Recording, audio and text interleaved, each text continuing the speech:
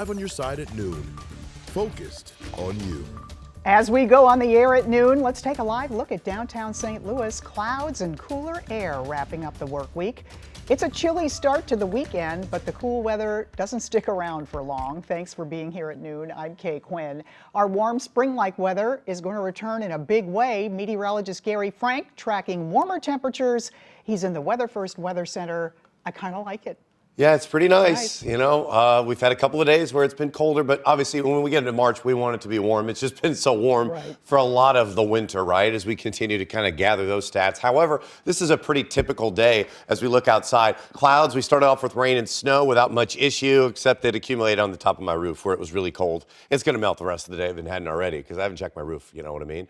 But the rest of the day, we're looking at our visible satellite that the thickest cloud cover is on the Metro East side in central Illinois. We're starting to see breaks to the south, especially in Cuba, Rolla, Sullivan. That's what we'll see more of today. It's not going to be a wildly sunny day, but it's going to come out. It's going to help add a few degrees. We're already working our way into the mid-40s in many cases. It's just a struggle. 43 degrees. The wind is calm, so it feels pretty good. I think overall you'll continue to see that the rest of this evening with a little bit of sunshine. I think that's going to be a big story for us here as we continue to look at a little bit of sunshine. We'll get to the low 50s. I think it's a struggle, but it is coming. We've got a pretty light breeze as our sunset now at 5:54, and that's one thing over the next week that we'll continue to see. Let's just continue to gain daylight. First 6 o'clock sunset in a while is coming later this week. We'll also talk about what's in store for us temperature-wise on the average side into the weekend and throughout the rest of the month of March. All right, we'll see you in a few minutes. Thank you, Gary. Continuing our coverage now of the deadly Ferguson fire that killed 4 children. Funeral services for the siblings will be held this afternoon. Sydney Stallworth reports from Chesterfield with details of today's services. The 4 children killed in that house fire in Ferguson last month will be laid to rest today in Chesterfield. They'll all be remembered in one service. It'll be here at the Crossing Church in Chesterfield this afternoon and this evening. A visitation starts at 2:30 for 2-year-old Millie Spader, 6-year-old Jackson Spader, and 9-year-old twins Ellie and Ivy Prusner. A service will follow at 6 p.m. A separate funeral will be held for their mother, Bertie Prusner. Investigators believe she intentionally set the fire after finding a note that outlined her intentions. This morning, we do have words from the father of 2 of the children, Jackson and Millie. His statement reads, "The murder of my 2 beautiful children has changed my life forever. My friends and family are incredibly grateful for the outpouring of support from the community. Please keep us, the kids' classmates, and loved ones in your prayers." In Chesterfield, I'm Sydney Stallworth, 5 on your side. Today's service is only open to friends and family. The family also asks for donations to the St. Louis Regional Crisis Incident Stress Management Team for first responders. This is the group that's assisting all of the first responders who were at the scene of that deadly fire. The former Town and Country officer charged with child sex crimes will go on trial. Today, former Sergeant Jordan Fowle had a court hearing in Jefferson County where the court found probable cause a felony has been committed. Fowle is accused of sexually abusing 2 children between August 2012 and July of 2023 while on the force. His next court date is April 16th. Jury selection is underway in the case of Daniel Riley. He's the driver accused of causing the crash that severely injured Janae Edmondson a little more than a year ago.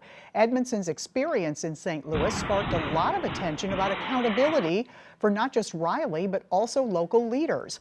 Riley is charged with armed criminal action and assault for causing a crash that critically injured then 17-year-old Edmondson. Edmondson, now a college student and volleyball manager at Middle Tennessee State University, was hit in St. Louis February 18, 2023. Both of her legs amputated. She was walking back to a hotel with her family after attending a high school volleyball tournament when she was hit. The driver, then 21-year-old Daniel Riley, was supposed to be on house arrest. The family later filed a lawsuit against Riley, the city of St. Louis, and 4 other defendants. A new jury trial date is now set for Tuesday. Jury selection in the case begins the same day the St. Louis Board of Aldermen introduced a bill tackling traffic safety. It would allow automated traffic control systems like red light cameras. Those cameras were ruled unconstitutional by the Missouri Supreme Court in 2015. And then just last night, one person died in a crash in downtown St. Louis. It happened just before 8:30 at Tucker and Convention Plaza. One person was thrown from the car. Another was trapped and had to be rescued. Both were rushed to the hospital where one died and the other was listed in critical condition. Right now, no word on exactly what caused that crash. Tonight, crews will begin work at the Central West End Metrolink station. Starting at 8 p.m., workers will close the west stairway for maintenance, but you can still use the elevator and the east entrance. The stairway will reopen before Monday's commute. Anheuser-Busch InBev grew its revenue with fewer beer sales. Our partners at the St. Louis Business Journal report that with higher prices in 2023, the company offset a decline in its total volume of beer sold. North American sales fell more than 17% due to the Bud Light boycott. The revenue report comes just after the beer giant reached a tentative agreement on a new labor contract, narrowly avoiding a strike at 12 of its breweries. Jennings making a move to support small business. The city will allocate $100,000 to 10 small businesses in town. The money comes from federal ARPA funds. It will be used on upgrades like security and HVAC repairs. Jennings mayor hopes the money will help more small businesses thrive.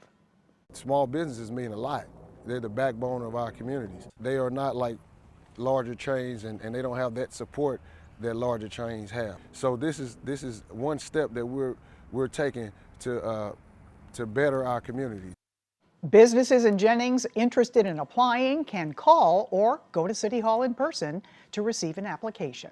Tomorrow you can make a difference in a North County community and listen to rock artist Melissa Etheridge. She's holding a benefit concert for the nonprofit Refuge and Restoration, the organization working to bring life into the abandoned Springwood Plaza in Delwood. The $20 million marketplace along West Florissant Avenue includes an education, banking, food, and community resource center. It's all in one spot. We caught up with Etheridge, who's committed to putting Missouri first. I just know the heart of, St. Louis and Missouri. I just know the way, you can't keep us down, and and we're going to find a way. We're not going to push against things. We're going to push for things. Money raised from tomorrow's concert will help R&R Marketplace complete Phase 2 of the Black Box Theater, which will showcase live music, performances, and plays. The fundraiser starts at 5:30 Saturday evening at the shopping center along West Florissant Avenue. Spots are limited. You do need to sign up online. We have a link to reserve your free ticket on ksdk.com. You'll find it in the As Seen on TV section. Our schools are searching for staff. The hiring event's happening this weekend for local districts. And later, meet the bus driver parking his legacy in passengers' hearts for the last 50 years.